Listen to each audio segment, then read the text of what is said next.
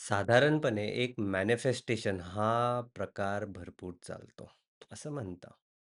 खरं सांगायचं तर की मागच्या 6 वर्षापासून मी माझी आपली डायरी किंवा जर्नल लिहितोय. दर रात्री बसून लिहितोय. दरवर्षी एक जर्नल तरी मी आरामात संपवतो.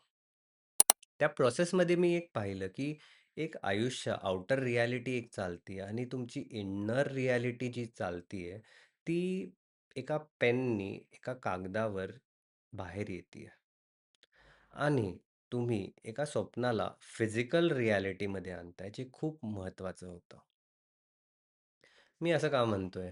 कारण की एक प्रकारचा ऑप्टिमिझम लागतो, की बाहेरच्या जगाने तुम्हाला कितीही खाली पाडून ठेवलं असेल किंवा वरती नेलं असेल, तरी स्वतःसोबत तुम्ही किती खरे आहात, ते त्या डायरी किंवा जर्नलमध्ये तुम्ही लिहिता.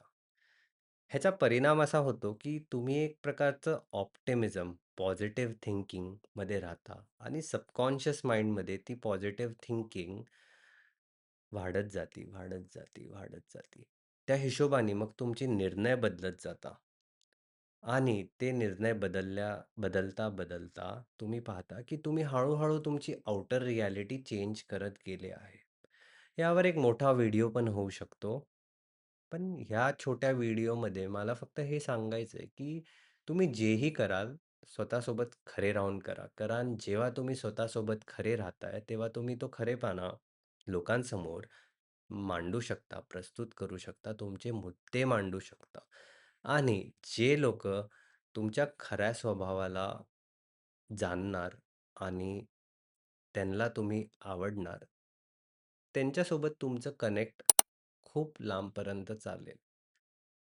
आणि, आणि, आणि जेव्हा हे चालणार, तेव्हा तिथे खूप काही बिल्ड होण्याची शक्यता होऊन जाते. कारण की खूप लोकं म्हणतात 1+1 = 2 पण काही वेडे असतात जे म्हणतात 1+1 = 11.